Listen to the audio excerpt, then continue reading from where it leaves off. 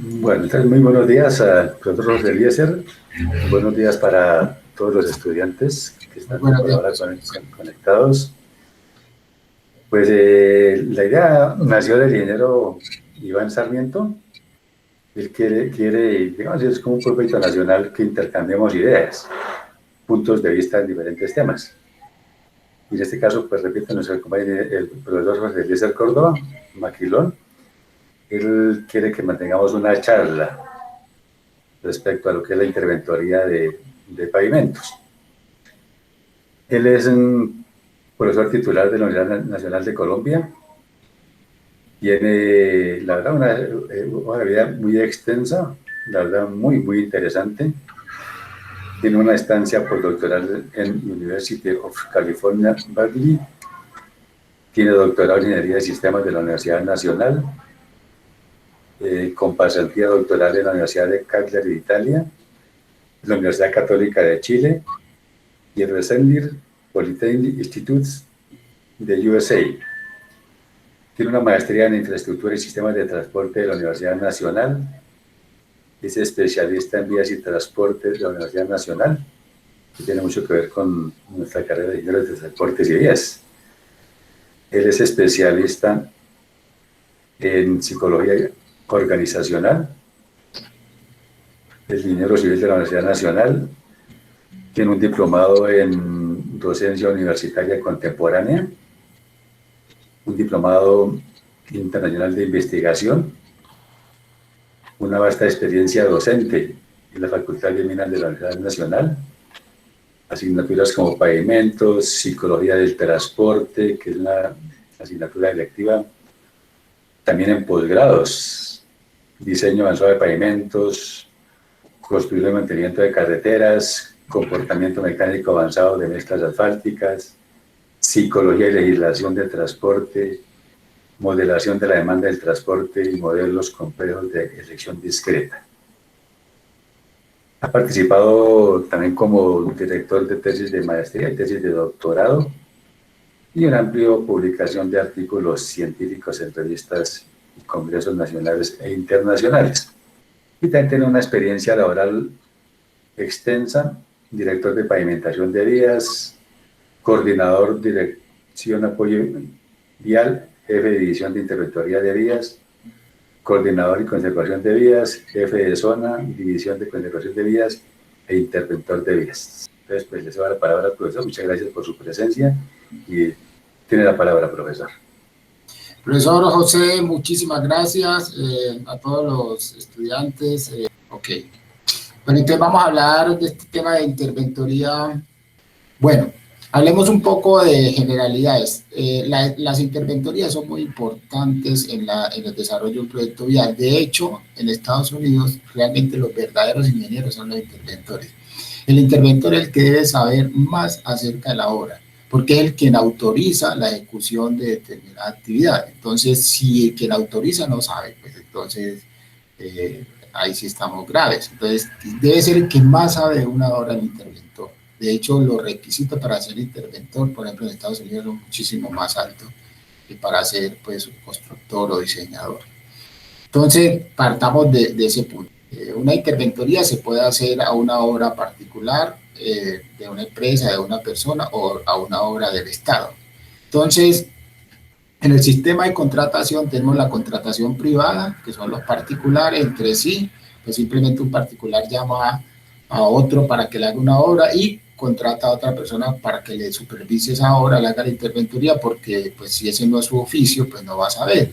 Ejemplo, la empresa X va a construir sus bodegas o va a construir una carretera para llegar hasta su empresa, pues ellos ese no es su objetivo, no saben de construcción de vías, entonces contrata una empresa para que le haga la carretera, pero también contrata a otro para que le haga esa interventoría. Y lo que más conocemos es la contratación pública, que son los contratos de las entidades estatales, y ahí es muy importante, o sea, cuando una entidad estatal contrata una obra, y aquí nos vamos a referir a obras viales, esa obra debe tener una interventoría que lo puede hacer la entidad directamente con su funcionario o la debe contratar. ¿Cuándo debe contratar la interventoría? Cuando la obra es producto de una licitación pública, la ley obliga a que la interventoría sea contratada. Entonces ya viene la contratación de la interventoría, y para la contratación de la interventoría, entonces depende del monto del valor de la interventoría y de la capacidad de contratación que tenga el Estado, la entidad, para saber si esa interventoría va a ser un contrato directo, una contratación directa, o va a ser también por una licitación o un concurso de mérito. Cuando estamos hablando de interventoría, diseño, estudios, esto se llama consultoría. Y entonces esa consultoría, como les digo, puede ser hacerla por licitación o contratación directa. Entonces, nosotros cuando estamos hablando de, si vamos a hacer una contratación, nosotros podemos tener pliegos de condiciones o términos de referencia. Si vamos a contratar una interventoría, entonces nosotros hablamos de términos de referencia. Si vamos a contratar una obra, hablamos de pliegos de condiciones. Y esa es la exigencia que hace la entidad al contratista. Y ahí en ese caso, pues, hay que saber qué es lo que quiere la entidad, cómo lo quiere, o es donde la entidad plantea eso, las garantías, pues todo el tema de especificaciones. Y en el tema en la ejecución de las obras, pues se habla de los plazos, del control, de los anticipos, etcétera. Entonces, eso es bien importante que ustedes lo tengan en cuenta. Entonces, hablamos de términos de referencia para contratación de la interventoría, ¿ya? Entonces, en esos pliegos, en esos términos de referencia, ¿qué es la información que se debe tener? Importante tener una información general del proyecto, participación, los requisitos que se necesitan para participar, quiénes son los participantes, toda la parte técnica, y en general, pues, todas las condiciones que necesitan para elaborar ese contrato. Ser interventor es una labor bien importante. Sin embargo, un interventor pues tiene que tener algunas características. Por ejemplo, tiene que tener don de gente, tiene que tener autoridad, pero sin autoritarismo.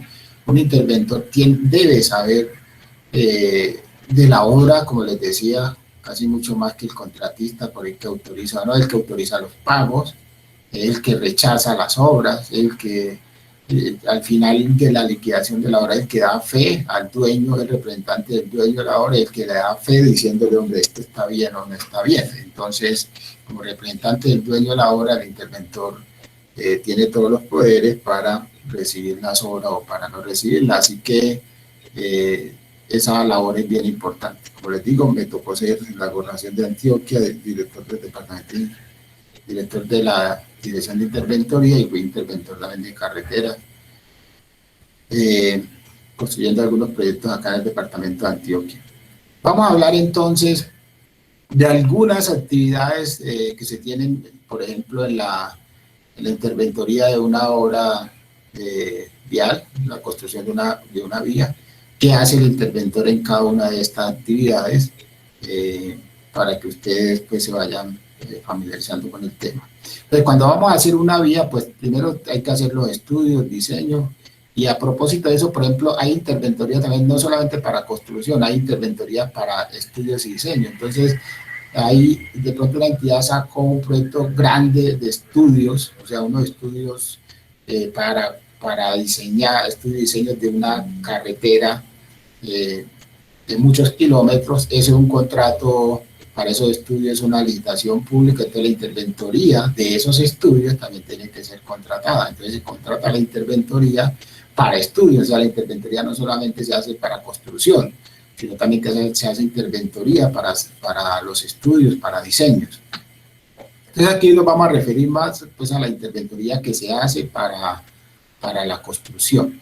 Entonces, si ya tenemos la vía diseñada, vamos a construirla. Entonces, lo primero que tenemos que hacer es la localización y el replanteo de la vía. Entonces, ya tenemos los estudios, nos vamos al sitio, hacemos el campamento, que son las obras que hay que hacer inicialmente, establecer el campamento.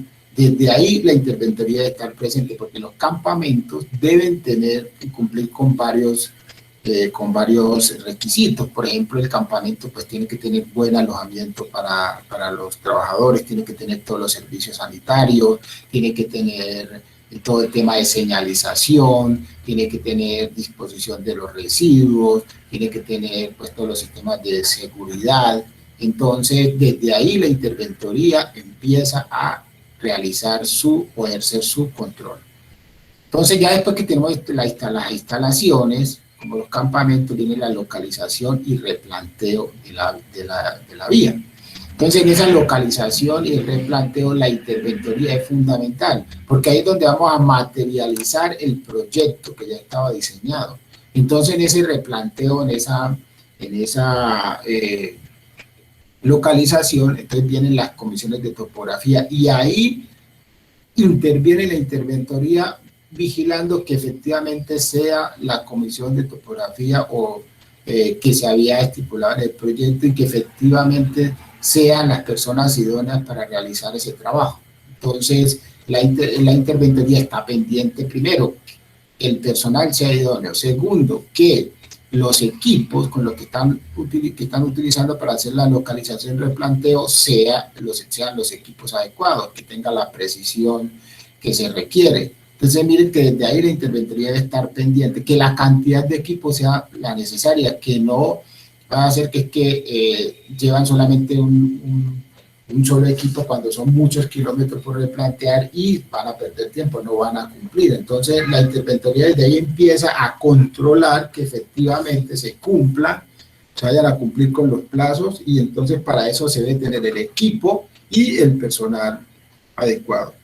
Después que se hace la localización y el replanteo del proyecto, entonces vamos a hacer las actividades propias de la construcción de una carretera y la interventoría, por supuesto, está siempre presente.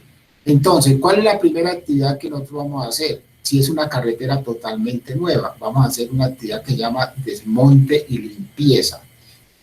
Entonces, en el desmonte y limpieza, después que ya tenemos localizada y replanteada la vía, tenemos que limpiar, valga la redundancia, de todos los árboles, todo el rastrojo, el monte que tiene esa vía. Entonces hay que limpiarlo y hay que hacer una disposición adecuada de todos esos residuos.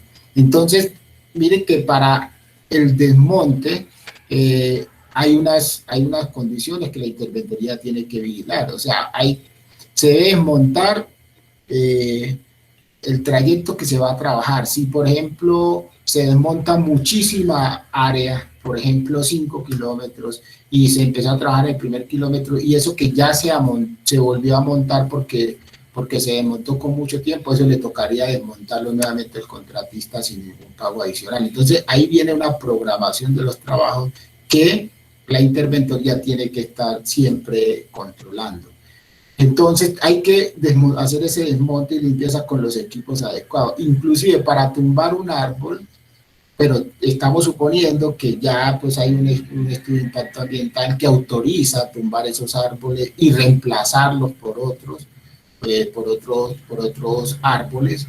Entonces solamente para el corte de esos árboles hay técnicas adecuadas para no dañar los árboles que no hacen parte del proyecto.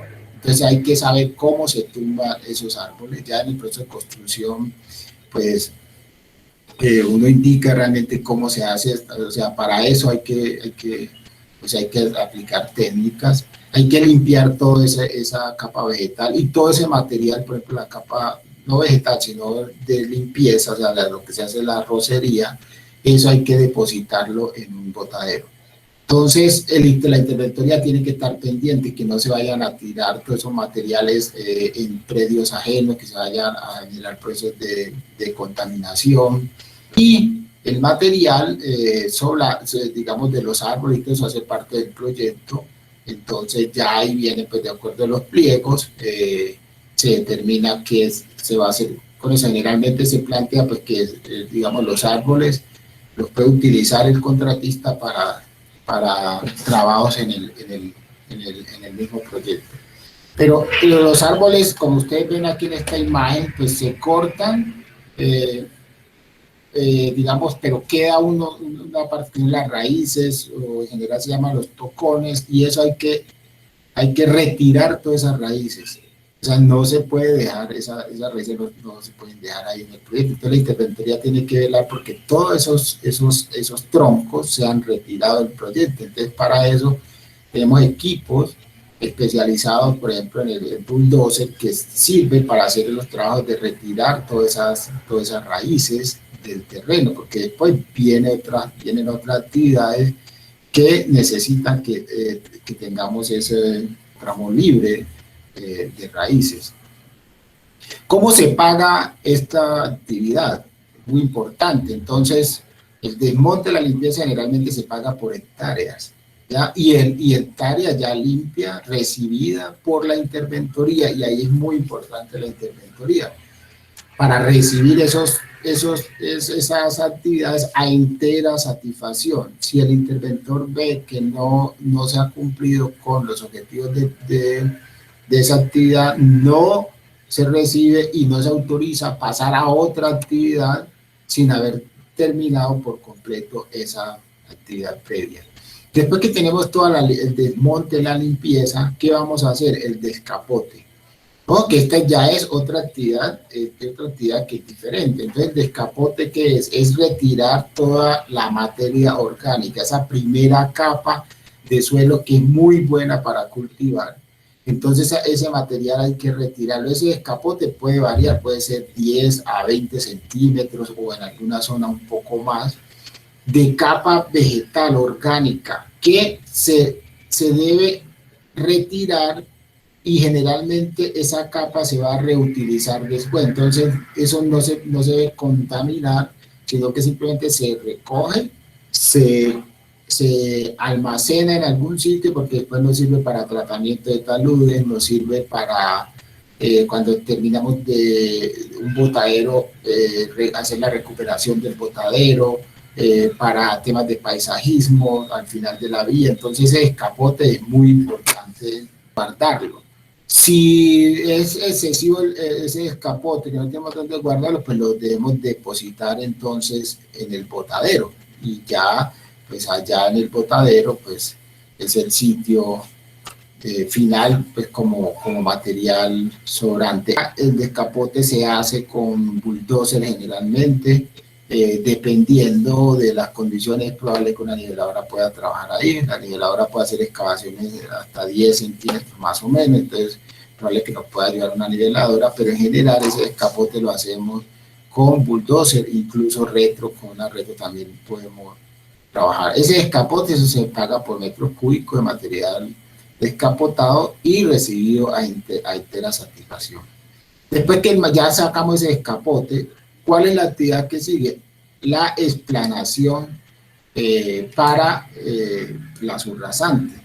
Entonces, esa explanación para la subrasante es lo que nosotros llamamos en el proyecto, lo que llamamos la línea de ceros, ¿cierto? Que es en el diseño geométrico, donde ya tenemos la línea de cero, que está conformada bien sea por cortes o por terraplén o en una sección mixta.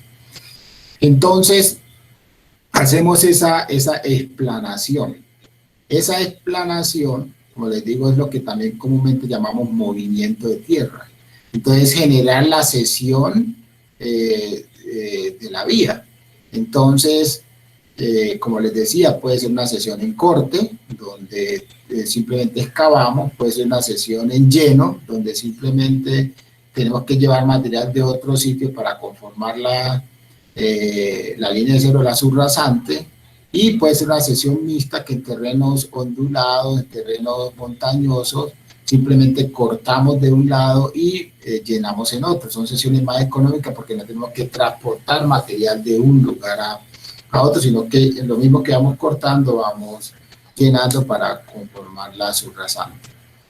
La subrasante que nosotros conformamos puede ser roca, puede ser material común, puede ser, digamos, suelos cohesivos o suelos friccionantes, dependiendo pues de las condiciones del suelo, y esa excavación, pues dependiendo de esos materiales, tiene precios distintos. Entonces, ¿cómo se paga esa excavación? Metro cúbico. Pero lo que ustedes tienen que tener aquí muy en cuenta que se presenta en la vida real es el tema de la clasificación en el sitio. Porque cuando estamos haciendo explanación podemos encontrar, como les decía, roca. Y eso tiene un precio por metro cúbico, pero podemos encontrar material conglomerado, podemos encontrar material, llamamos material común o material heterogéneo. Y todo eso tiene precios distintos. Y ahí es donde está la dificultad y los problemas como interventores con los contratistas, porque como la roca es muchísimo más costosa, entonces ellos quieren, si apareció un pedacito de roca, entonces ya quieren que todo se les pague como roca. Y ahí es donde está siempre la dificultad para efectivamente determinar eso si es un conglomerado, si es material común o si es roca. Ahí es donde siempre están los problemas entre la interventoría y los contratistas, en esa clasificación de material. Ustedes saben que un material, la roca tiene una característica, simplemente las partículas están unidas y son muy difíciles de separar con poca energía, entonces necesita energía muy fuerte, muy grande para poder separar las partículas, diferente al suelo, al material común, que su separación se hace mediante la aplicación de fuerzas muy pequeñas. Entonces, inclusive con agua se pueden separar las partículas de un material, de un suelo, ¿no es cierto? Un limo o una arcilla o una arena, en cambio que un material rocoso no lo puede separar sino utilizando explosivos. Entonces, esa es una de las grandes diferencias. Entonces, para hacer esa explanación, un material rocoso necesitas en general conseguir explosivos. Para conseguir explosivos es mucho más costoso y también es de mucho más cuidado. O sea, ¿cómo se consigue el explosivo para trabajar en estas carreteras? El explosivo lo manejan las fuerzas militares. Entonces, quien va a construir una carretera y necesita utilizar explosivos tiene que comprar eso a las fuerzas militares. ¿Sí? Un estudiante que quiere una preguntita, Pedro, por favor, siga. Bueno. Buenos días, ingeniero. Sí, Vale. una pregunta pues acerca pues de cómo cuando hay que pagar las excavaciones, ¿no? Quisiera preguntarle si esto no se establece en el pliego de condiciones, dado pues que según las explicaciones nosotros vemos que las excavaciones pueden ser clasificadas y no clasificadas. Esto de entrada, ¿no se sabrían los pliegos de condiciones para no tener, digamos, estos inconvenientes? Sí, es que en los pliegos de condiciones se establece, por decir algo, establece, bueno, son aproximadamente tantos metros cúbicos de roca, tantos metros cúbicos de material común, de material heterogéneo, y cada uno de esos tiene un valor de tanto. Pero eso es lo que se establece en los pliegos. Y las especificaciones te dicen que para la explotación de roca, que es cuando utilizas dinamita o cuando tienes volúmenes de roca mayores de 1 metro cúbico, ¿no es cierto? Pero a veces te encuentras un material heterogéneo que está muy cementado, ¿no es cierto? Que tiene bolas de roca que, bueno, no dan 1 metro cúbico, pero dan 0.75, 0.80, y tienes mucho material de eso, y tiene un material muy cementado, que si no necesariamente usas dinamita, entonces tienes que utilizar taladros, tienes que utilizar bulldozers de mucha capacidad, retro y todos esos equipos, y el rendimiento es muy bajo, que efectivamente no es un material común. Entonces ahí es donde vienen los problemas. O sea, en el pliego está, pero en el sitio, ¿cómo lo clasificas? Como roca, como material común, material heterogéneo, ¿cómo lo clasificas? O sea, lo complejo es en el sitio. Entonces el contratista quiere que todo eso sea como roca, o si encuentras un pedacito que es roca y lo otro es heterogéneo, entonces quiere que todo sea roca y no sea solamente el pedacito. Y el interventor pues apunta a que nada sea roca, que tampoco debe ser. Entonces, aunque en los pliegos está estipulado que, digamos, aproximadamente las cantidades y los precios, la clasificación en sitio se hace difícil, porque tú puedes encontrar una zona de rocas y después encuentras una zona de material conglomerado, después encuentras material común. El suelo no es los suelos no son homogéneos en toda su extensión, entonces encuentras muchos mucha variedad y que se hace difícil la clasificación en el sitio. Muchas gracias. Ok. Si tiene alguna otra pregunta. Sí, ingeniero. Buenos días. Buenos días. Yo tengo una dudita. Bueno, la interventoría pues supervisa y controla la ejecución del proyecto, bien. Pero digamos, alguien controla, supervisa no los procesos de la interventoría, pero sí de pronto la contratación del personal. Y lo pregunto es porque, digamos, he conocido casos, incluso en el túnel de la línea, que contrataban gente que no era idónea para, digamos, ejercer esa interventoría vial y pues, o sea, me parece ilógico que gente que no tenga conocimiento ni siquiera de las especificaciones esté recibiendo horas pues de tal magnitud. Sí, eso lo debe hacer la entidad. La entidad siempre, muy buena pregunta, la entidad siempre tiene una supervisión técnica, y esa supervisión técnica es la que supervisa el contrato de interventoría.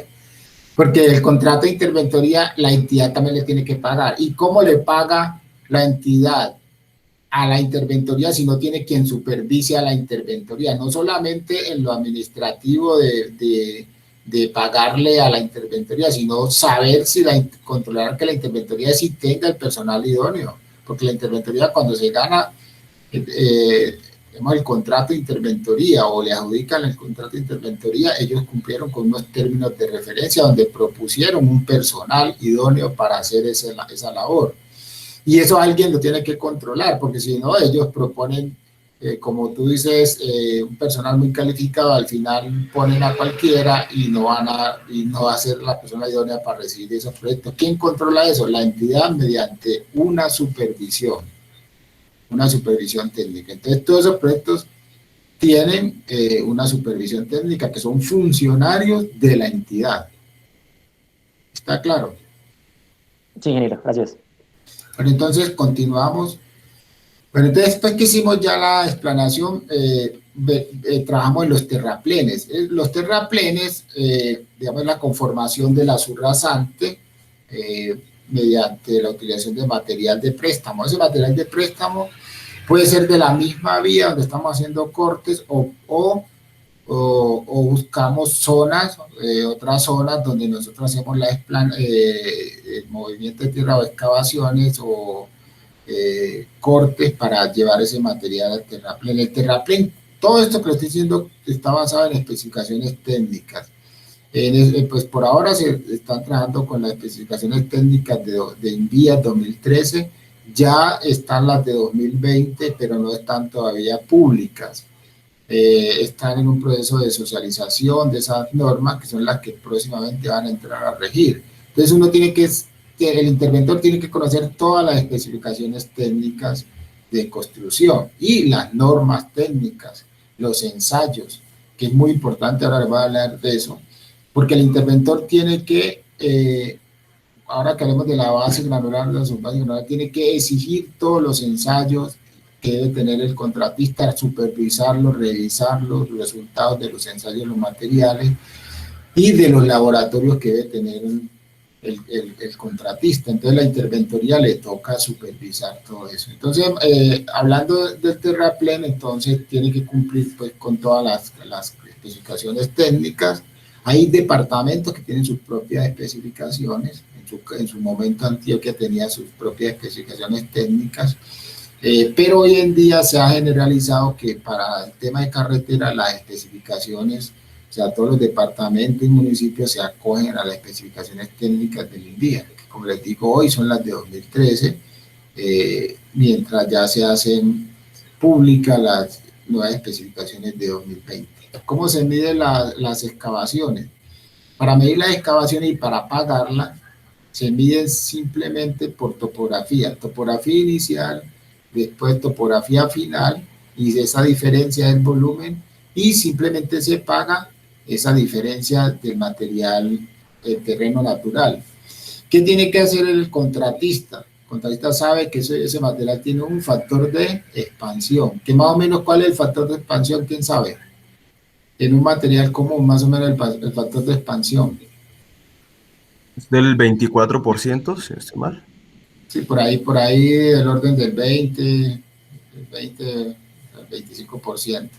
Entonces, depende pues exactamente del material. Entonces, el contratista sabe que cuando él corta ese material, se le va a expandir en eso. Entonces, tiene que, cuando hace sus cuentas, tiene que cobrar eso, porque si no, lo va a perder, porque lo que se le paga es el material, simplemente esa diferencia, pero él tiene que cobrar todo, tiene que tener en sus cuentas el factor de expansión.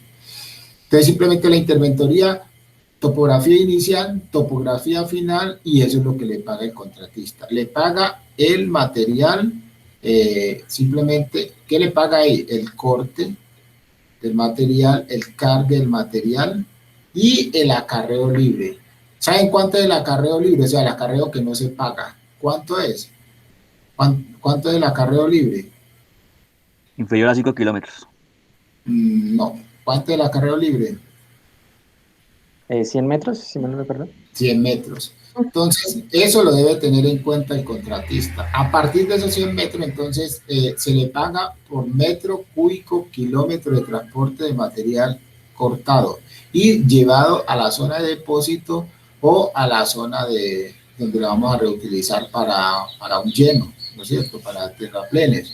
Entonces, ese transporte, hablemos de una vez de él, ese transporte de material se paga por metro cúbico kilómetro. Entonces, el metro cúbico kilómetro se paga dependiendo de la distancia, ¿no es cierto? Entonces, ¿qué creen ustedes? ¿Qué es más económico el metro cúbico kilómetro a 3 kilómetros, a 10 kilómetros o a 20 kilómetros? ¿Cuál es más caro? ¿O ustedes creen que se paga igual si es a 3 kilómetros, a 10 kilómetros o a 20 kilómetros? ¿Quién sabe? No, ingeniero, pues entre mayor distancia, mayor se va a cobrar, ¿no? El metro cúbico kilómetro. Sí. ¿Todos están de acuerdo con eso? Bueno, es todo lo contrario, muchachos. Entonces, miren, ese metro cúbico por kilómetro es mucho más caro si la distancia es menor. Es mucho más barato si la distancia es mayor. Ese valor unitario, ¿no es cierto? El metro cúbico kilómetro. ¿Ya? Porque es que si es menor, son 2 o 3 kilómetros, pues la volqueta mientras se carga, mientras la lleva, mientras va y deposita y eso, y vuelve, pierde mucho más tiempo y los recorridos son mucho menores. Entonces, el metro cúbico kilómetro a 20 kilómetros, o sea, vale mucho, o sea, una sola volqueta de eso, recorriendo 20 kilómetros, ese metro cúbico le va a representar al contratista muchísimo dinero, ¿no es cierto? Y va a tener menos pérdidas de tiempo mientras carga, mientras descarga. Entonces, el metro cúbico kilómetro, cuando es más, o sea, la longitud que se va a llevar es mayor, ese precio es menor, el precio unitario, ¿ya? Es mayor cuando la distancia es más corta, ¿cierto? Entonces, no es igual precio. El metro cúbico kilómetro, entonces, la distancia sea más corta, es más alto el valor unitario, ¿ya?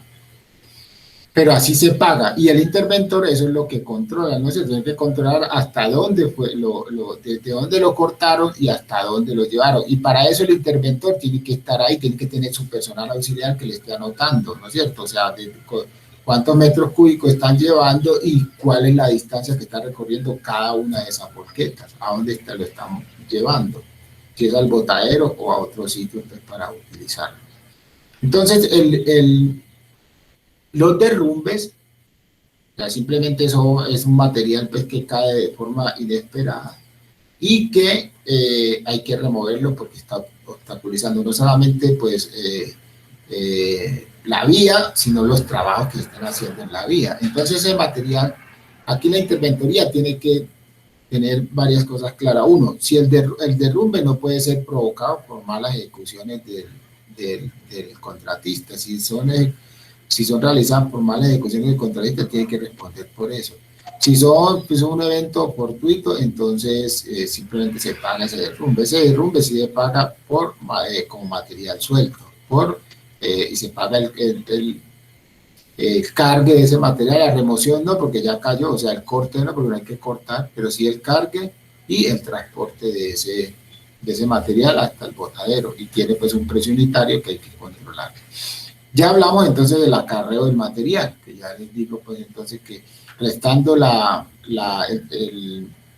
acarreo libre, ese acarreo de material, entonces se paga por metro cúbico kilómetro. Las demoliciones, muchas veces en las vías, si son vías ya existentes, pues hay muchas demoliciones que hacer. Si son vías nuevas, generalmente pues son pocas, y simplemente el interventor tiene que estar pendiente pues que se hagan adecuadamente con el equipo pertinente y que se pague pues a la unidad que está estipulada en el contrato. Las excavaciones estructurales y los llenos, las excavaciones estructurales son diferentes a la explanación que se hace para la vía. Las excavaciones estructurales son las excavaciones que se hacen para poner estructuras. Por ejemplo, si vamos a poner un muro de contención, entonces son excavaciones estructurales. Si vamos a hacer excavaciones para las pilas de un puente o para unas obras de drenaje, entonces son esas excavaciones pues, que permiten fundar las obras viales, ¿ya? Y los llenos que hay que hacer detrás de esa estructura. Entonces, si vamos a hacer un muro de contención, pues hacemos la excavación, colocamos el muro, pero después hay que hacer un lleno detrás del muro. Todo eso se paga. Esas excavaciones estructurales, aquí también hay diferencia. Entonces, si la excavación estructural es en roca o es material común o es material heterogéneo. Sí, todo eso tiene un precio. Si la excavación estructural es a 3 metros de profundidad, es distinto que si la excavación estructural es a 5 metros de profundidad. ¿Por qué esos precios son distintos? Porque es probable que a 1 metro, por ejemplo, no haya que entibar. A 5 metros haya que entibar. Eso es diferente, tiene diferentes precios. Pero además, si la excavación estructural es bajo agua, también tiene un precio distinto, porque tienes que utilizar motobomba para estar secando y poder avanzar en la excavación estructural. Entonces, todos esos precios son los que tienen que estar claramente en el contrato y que el interventor tiene que verificar, ¿ya? Bueno, la construcción de obras de drenaje y protección. Entonces, ¿cuáles son las obras de drenaje? Todas las obras que sirven para evitar que el agua caiga sobre la vía o que si cayó sobre la vía hay que evacuarla lo más rápidamente posible. Entonces, todas esas obras de drenaje, hay que estar el interventor aquí sí tiene que ser muy experto, porque por eso estas obras de drenaje muchas veces se llaman obras de arte. ¿Por qué? Porque hay que saber ubicarlas adecuadamente, a qué distancia pone cada obra de drenaje o subdrenaje, que queden bien ubicadas, porque eso tiene que bajarse del carro, caminar, buscar cuál es el punto de mínima para colocar una alcantarilla. Si la alcantarilla va en el viaje o no. Sabemos que la alcantarilla debe ser perpendicular al eje de la vía, pero dependiendo de los flujos se puede modificar la orientación. Tiene muchísimos controles que uno como interventor tiene que conocerlo para poder ubicar adecuadamente esas obras de drenaje. Bueno, el afirmado. Hay vías, muchas vías tenemos en el país, sobre todo las vías secundarias y terciarias, que simplemente se dan en afirmado. El afirmado es simplemente el material que se saca de los ríos y se coloca sobre la subrasante, o de las canteras, que simplemente va a ser corta y se compacta, más o menos en un espesor de unos 40 centímetros, y es por ahí donde transitan los carros. Las vías veredales, muchas están en afirmado. Entonces, ahí el interventor tiene que controlar efectivamente pues las cantidades, de alguna manera también pues la calidad de ese afirmado, que no sea pues una roca muy meteorizada, que se vaya a desintegrar y todas las cosas, que sea una adecuada colocación, compactación, nivelación de esa vía, que tenga las suficientes pendientes transversales para evacuar el agua, etc. Hablemos entonces ya de la subbase granular. Sabemos que en la estructura de una vía pues tenemos diferentes capas dependiendo del tipo de pavimento. Entonces, si tenemos, como vamos a ver más adelante, si tenemos pavimento flexible, generalmente tenemos una capa de rodadura que está formada por mezcla asfáltica, y tenemos entonces la base granular, la subbase granular y la subrasante, y muchas veces subrasante mejorada. Ya si es pavimento rígido, pues generalmente tenemos solamente la losa de concreto, tenemos una base granular o subbase granular, una de las dos, solamente una capa, y la subrasante. Si estamos hablando de pavimento articulado, adoquines, entonces tenemos la capa de bloques de concreto, la capa de arena gruesa, la base granular, la subbase granular y la subrasante, muchas veces subrasante mejorada. Y si es un pavimento semirrígido, vamos a tener la carpeta de rodadura, que es mezcla fáltica, vamos a tener una base granular estabilizada y subbase y la subrasante. Entonces, dependiendo del tipo de pavimento, vamos a tener esta estructura. En general, entonces, vamos a encontrar una subbase granular. La subbase granular, ojo, se coloca después de que tenemos terminada la subrasante o la subrasante mejorada. Esa subbase granular, ojo, todas las capas en general son capas que se colocan de forma paralelas. Las pendientes, transversales, longitudinales, el peralte, la zona de transición, el bombeo, todo eso está en la subrasante. El interventor tiene que controlar que la subrasante esté terminada con todo el alineamiento horizontal y vertical. Las otras capas son paralelas a esa. No es que vamos a generar el peralte y el bombeo solamente en la carpeta fáltica o en la base granular. No, esas capas son paralelas. Todo eso viene ya listo desde la subrasante. Entonces, la subbase granular está formado por material, simplemente una composición de material grueso, fino, granular, ya que cumple con unas especificaciones técnicas. Vía pues tiene unas especificaciones para la subbase granular, y que se debe compactar como mínimo el 95% del producto modificado. Eso, ustedes saben que para eso pues nosotros tenemos un ensayo que nos va a dar la compactación y tenemos una densidad seca máxima y una humedad óptima. Eso que hallamos en el laboratorio es lo que vamos a pasar al terreno. Lo que hacemos con el producto modificado, la energía de compactación que aplicamos allá es la que aplicamos en el terreno con el vidrio. ¿Qué tiene que hacer el interventor? Chequear que esa subbase granular tenga la humedad óptima para que no se pierda mucho tiempo en la compactación, porque si sabemos que no tiene la humedad óptima, vamos a perder tiempo en la compactación, porque entonces, si el material está muy seco, entonces toda la energía de compactación se va a perder simplemente con la fricción, y si está muy húmedo, simplemente la energía de compactación se va a perder con la presión hidrostática, que inclusive va a separar las partículas. Tenemos que tener la humedad óptima para poder lograr la densidad seca máxima. Entonces, cuando se coloca la subbase granular, lo que el interventor tiene que chequear es que cumpla con la densidad. Entonces, ahí vienen los ensayos de densidad que se hacen en el terreno. Cuando ya cumpla con esa densidad, es que el interventor recibe, paga por metro cúbico de esa subbase granular suministrada, colocada, compactada adecuadamente, ya terminada, cuando chequean los ensayos de densidad. Y entonces ahora sí se puede recibir la subbase granular. Y es solamente cuando se recibe la subbase granular que se autoriza seguir con la base granular. Para la subbase granular, ese material se puede producir en una planta. Hay unos ensayos que hay que hacer, ¿ya? Y simplemente se suministra y se coloca esa subbase granular.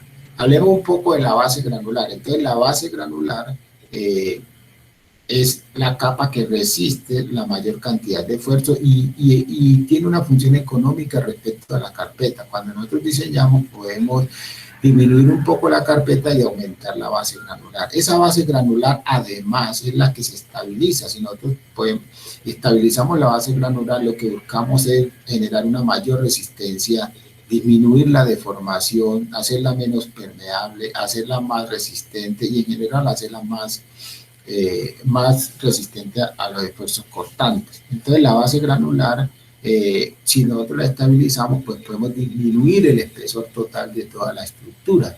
Y esa base granular la colocamos, también es suministro, colocación, compactación de la base granular que se coloca cuando ya la subbase está terminada. Todos materiales gruesos y finos que tienen esa base granular, toda esa gradación, que es una gradación que está en las especificaciones técnicas, pues tiene que cumplir todos esos materiales con unos ensayos, ¿no es cierto?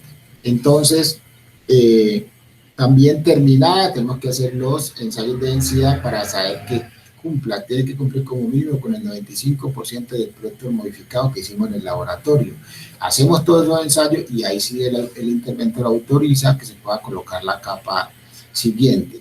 Para los materiales de base granular hay que hacerles muchos ensayos al material grueso y al fino. Por ejemplo, el material grueso de la base granular hay que hacerle, por ejemplo, ensayo de la máquina de Los Ángeles para saber qué tan duros son esos materiales. Entonces tiene que cumplir con unos porcentajes mínimos de dureza que se consigue con la máquina de Los Ángeles. Hay que hacerle ensayo de solidez en sulfato de sodio, o sea que hay que someter ese material también a 5 ciclos de sales, donde se mete en una sal 24 horas, se saca, se escurre, se mete al horno 24 horas, después se saca, se vuelve otra vez, se mete en sal 24 horas, eso por 5 ciclos, para mirar, digamos, la resistencia de esos materiales. Y lo que uno hace un análisis primero cualitativo para ver si esas partículas, después de someterse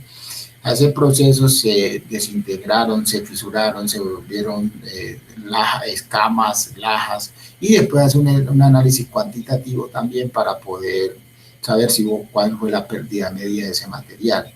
A la fracción gruesa también de la base granular tenemos que hacerle otros ensayos, por ejemplo, índices de forma. Las partículas no pueden ser ni largas ni planas. ¿Por qué? Porque se nos va a presentar problemas primero para que se acomode esa partícula y pueda dar la densidad adecuada. Y segundo, porque en el proceso de construcción se pueden fracturar. Entonces, una partícula es larga cuando una de las dimensiones es mucho mayor que las otras dos. Entonces, por ejemplo, un lápiz es una partícula, es un elemento largo, ¿ya? Porque hay una dimensión que es muchísimo más grande que las otras dos dimensiones. Y uno dice que una partícula es larga cuando esa dimensión mayor es más grande de la 9/5 parte de la dimensión promedio de las otras dos, del promedio de las otras dos dimensiones. Entonces esa partícula larga no sirve. Hay un ensayo que simplemente es un ensayo de ranura, de barras, que uno mete la partícula, si no pasa por ahí, entonces es larga, no se tiene en cuenta. La partícula es plana si también una de las dimensiones es muchísimo más pequeña que la del promedio de las otras dos dimensiones. Entonces una moneda es plana. ¿Por qué es plana? Porque hay una dimensión que es muy pequeña respecto a las otras dos.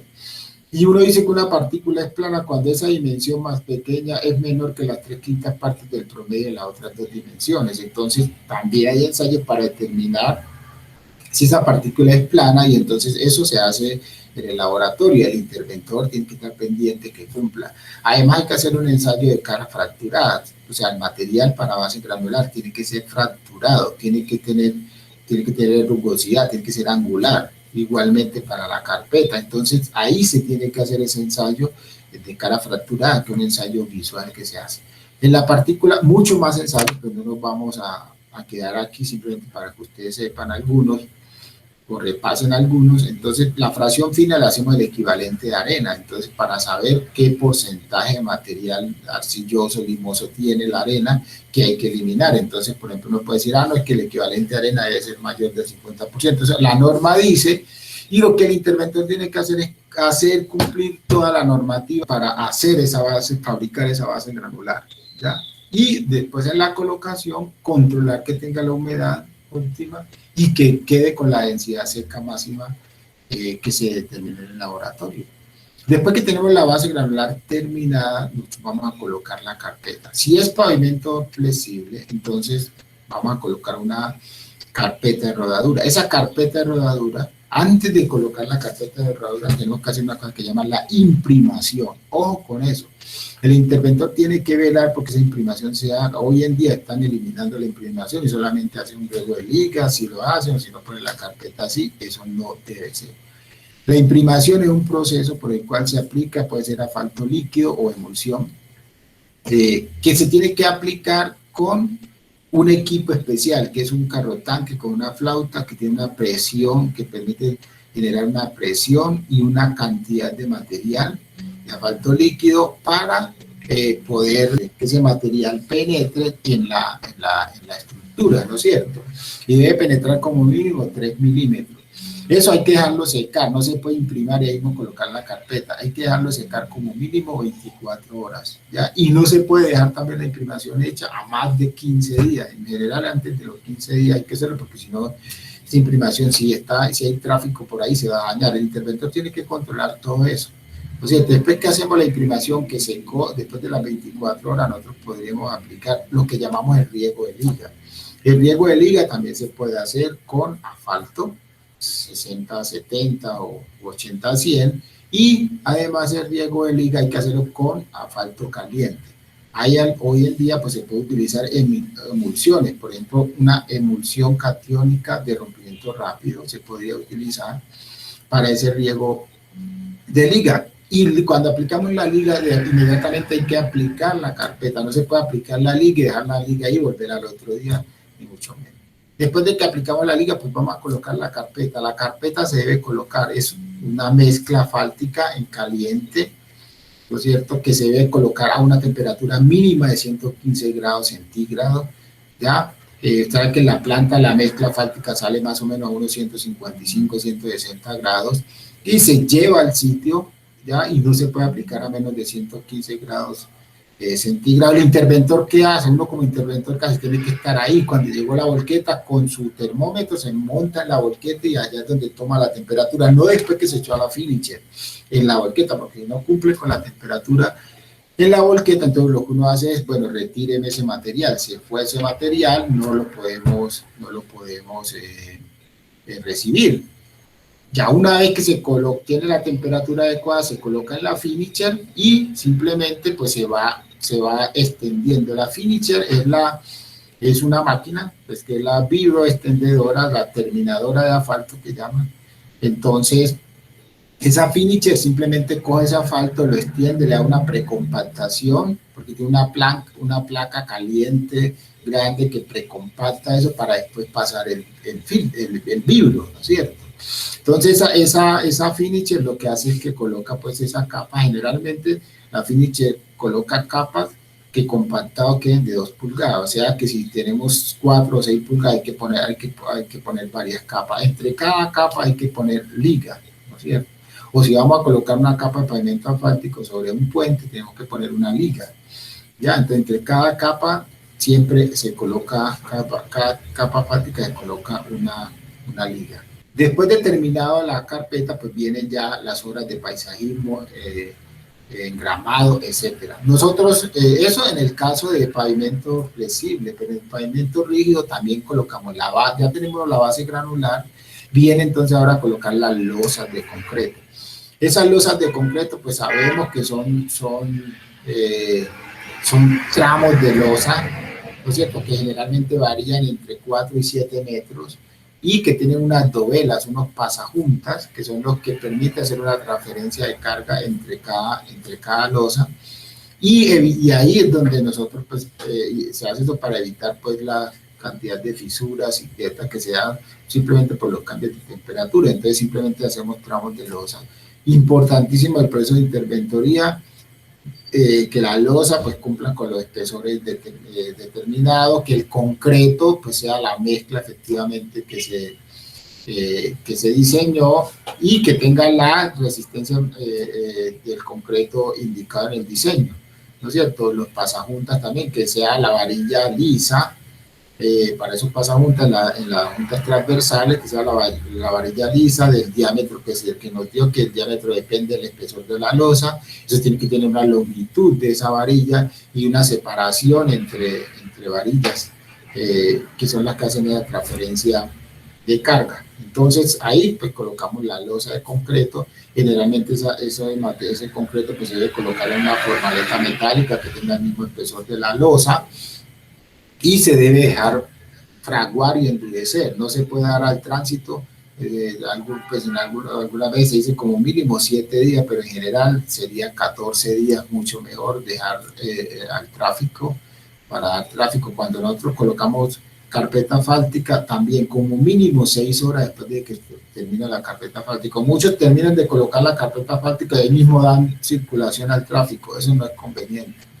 Entonces el concreto no ha enfriado, entonces puede generar deformaciones. Viene una tractomula, frena en una pendiente pronunciada y les va a dañar todo lo que hicieron, o en una curva. Entonces es mejor dejar que eso se enfríe, ¿no es cierto?, para que pueda ganar más resistencia en el caso del pavimento flexible. Si es pavimento articulado, Entonces simplemente tenemos también la base granular, pero después de la base granular que tiene que controlar el interventor.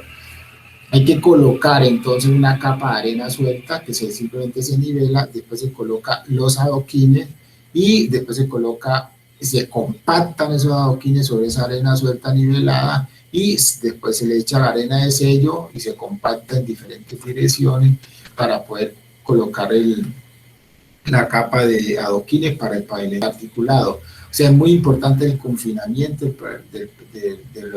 pavimento articulado, hay que controlar eso, porque el pavimento articulado funciona, simplemente la transferencia de carga que hacen los vehículos a esos pavimentos articulados, el modo de funcionamiento es simplemente la fricción que hay en las paredes de los adoquines. Eso funciona por la juxtaposición que hay entre las paredes de los adoquines.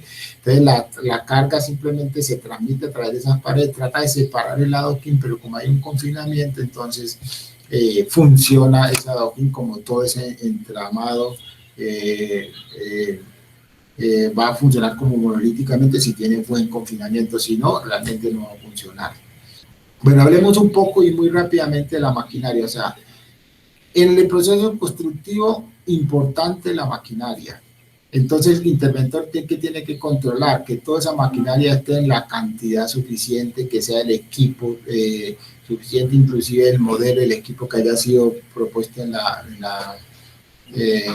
pues para el proyecto, que tengan los operadores adecuados e idóneos, que tenga los rendimientos adecuados. Entonces, eso es lo que el interventor tiene que controlar. Entonces, nosotros tenemos el bulldozer, el tractor, que es simplemente, casi todos estos equipos de maquinaria amarilla que llaman, esos son tractores, sino que dependiendo de la herramienta, así toma el nombre. Entonces, bulldozer es porque tiene una cuchilla, ¿no es cierto? Entonces ese es el bulldozer, simplemente tiene la cuchilla. O sea, este es un tractor. Entonces, al tener esta cuchilla se llama bulldozer, ¿no es cierto? Este es un tractor, este es un tractor de oruga, como esta cuchilla es un bulldozer. Es un tractor de llanta que tiene esta misma cuchilla, entonces este es un bulldozer también, ¿ya? Eso es digamos, la importancia. ¿Qué hace un bulldozer? Corta material, transporta hasta 100 metros, o sea, de acarreo libre. El bulldozer no es para transportar materiales a 2 kilómetros, 3 kilómetros, tiran el bulldozer. El bulldozer debe trabajar hacia adelante, hacia atrás, y debe digamos, servir para cortar, empujar material, para sacar otro equipo que se pegó, para hacer que el bulldozer tiene detrás aquí un ripper que sirve para arrancar el material, arar, ya, para empujar otros equipos. Es un equipo muy versátil, muy importante en la construcción, y diferentes tipos de bulldozer hay, con diferentes potencias, pesos, diferentes marcas. ¿No es cierto? Que no nos vamos pues a detener aquí ni en todas las partes, ustedes simplemente pues lo miran, digamos, con detenimiento. Este es el bulldozer, la hoja. Es muy importante en pues, digamos, esto lo maneja el constructor, pero el interventor tiene que estar pendiente. Digamos, estos bulldozers tienen esta hoja, tienen estos filos, esta esquinero, esto es lo que se gasta. Hay que estar pendiente que eso esté funcionando adecuadamente. El ripper que les decía de el ripper, que esto simplemente sirve para arar, para aflojar la tierra, ¿no es cierto? Bueno, miren, este es el ripper del bulldozer, esta es la hoja del bulldozer. La niveladora, un equipo muy versátil que sirve para regar material de base, subbase, sirve para hacer cunetas, sirve para inclusive hacer taludes. Es un equipo que se desplaza muy rápido, es un equipo muy, muy importante y que necesita operadores de mucha experiencia para poder manejar este equipo y hacer las cosas bien, porque está regando la base granular, la subbase, o cuando está conformando la subrasante, eso, por ejemplo, las pendientes es de mucha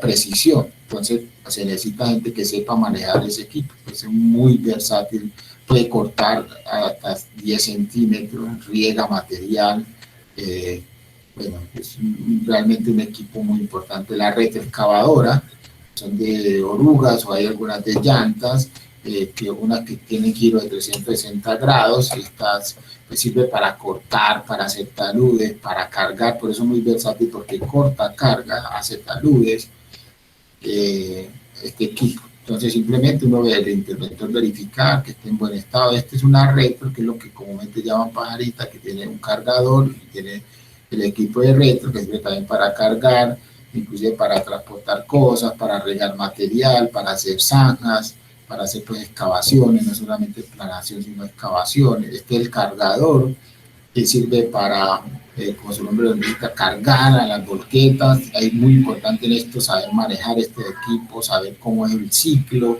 para no perder tiempo.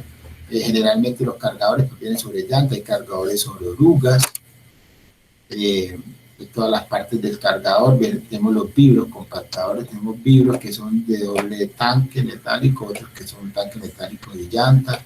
Cada uno tiene su función, bien sea para pavimentos o para compactar bases granulares, etcétera. Y ya los vibros que tienen solamente llantas neumáticas, que son para el acabado al pavimento. Después que se le pasa del tambor metálico, se pasa de llanta neumática, que sirve para hacer un amasado y un acabado adecuado a la carpeta.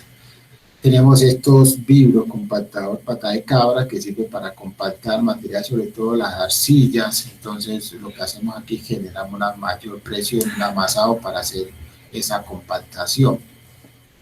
Las volquetas, que ya vimos que sirven para el transporte de material, los carrotanques, inclinador, irrigador, que sirven para llevar agua, las camas bajas, que sirven para llevar todos los equipos, para transportar los equipos.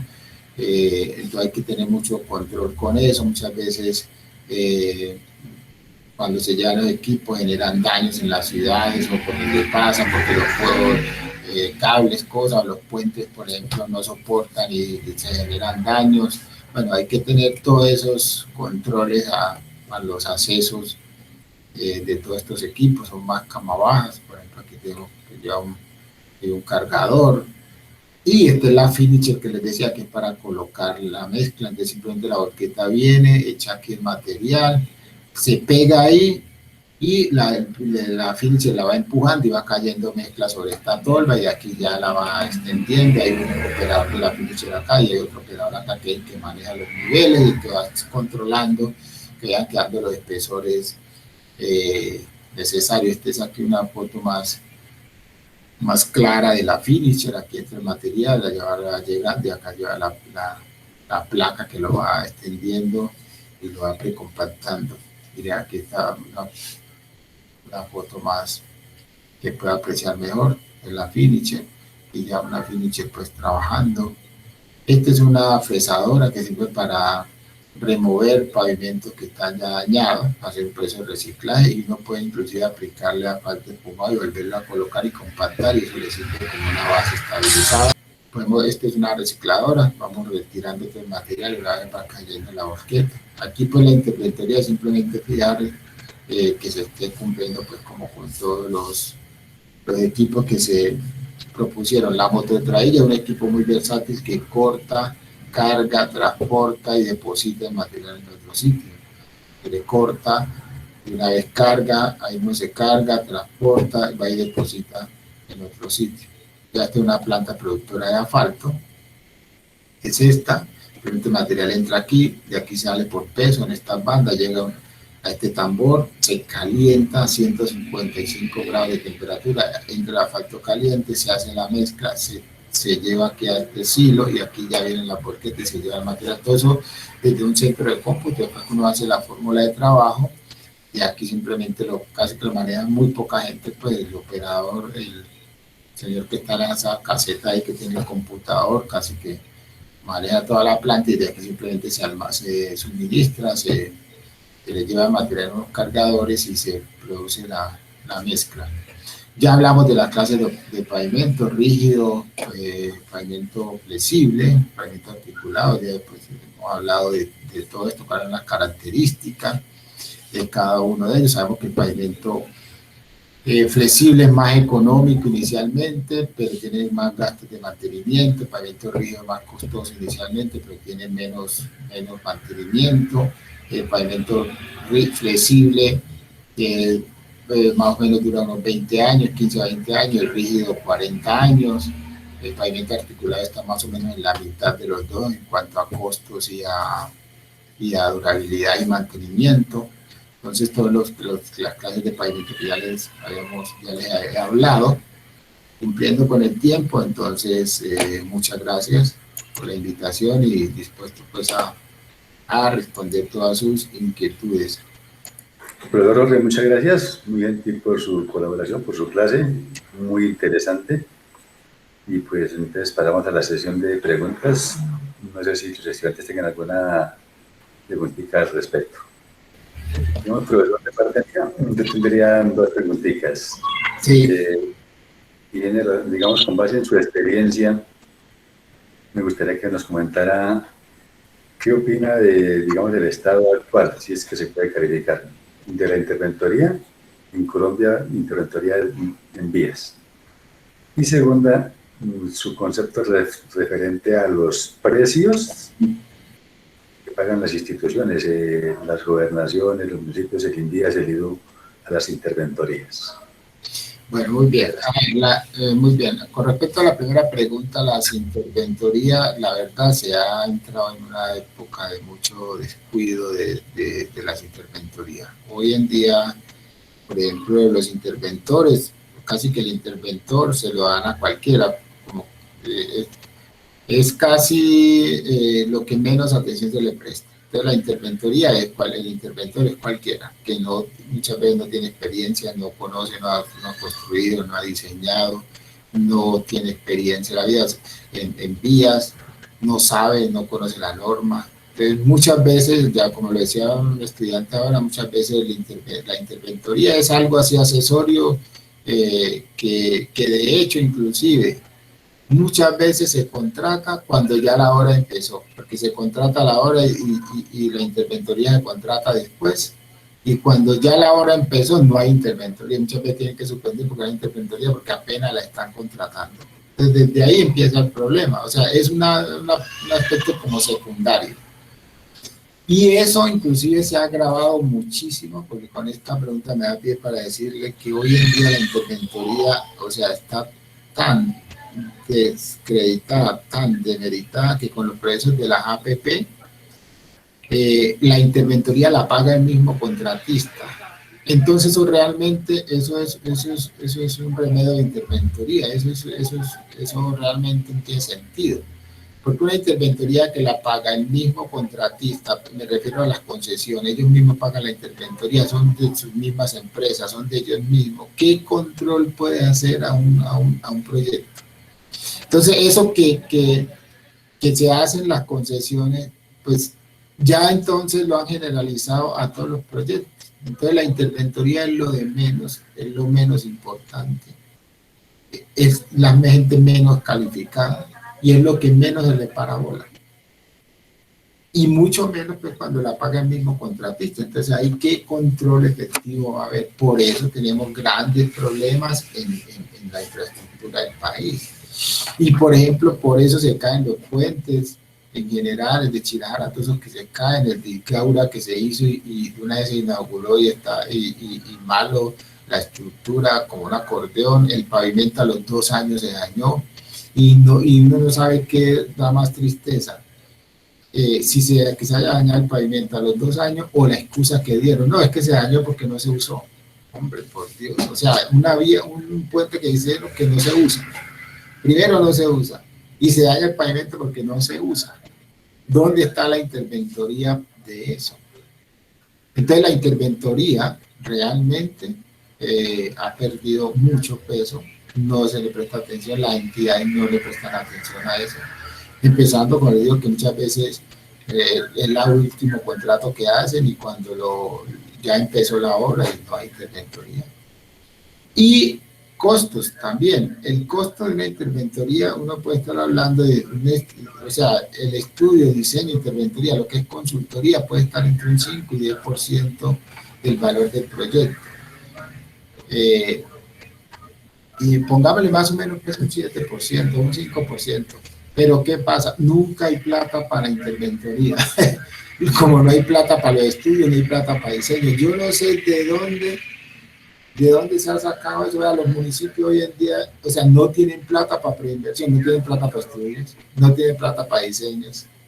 Entonces van a hacer una obra con estudios deficientes. Entonces es un problema mayor para la interventoría, porque van con estudios deficientes, con diseños deficientes. Entonces le toca a la interventoría muchísimo más dura porque los contratistas empiezan una obra sin tener unos diseños fase 3, unos diseños definitivos.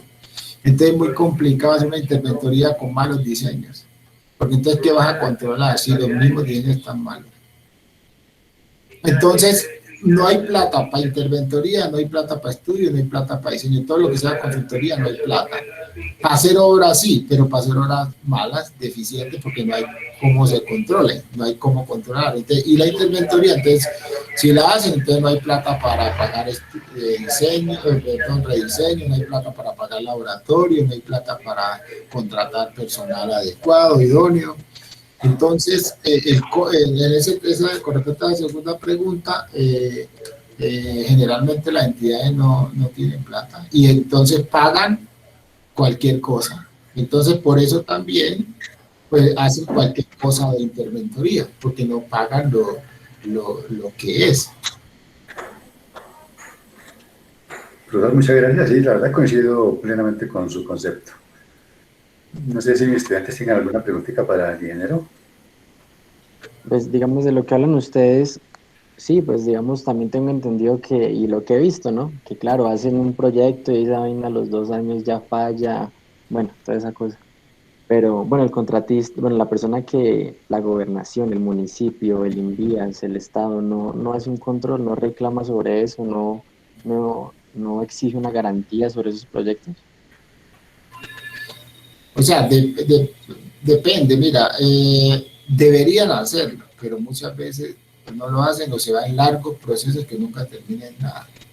Entonces, eso pasa. O sea, la obra quedó mala y bueno, hay gente que sí la hacen cumplir, pero a muchos otros que nunca pasa nada. Eso no pasa nada, se cayó la obra y no pasó nada.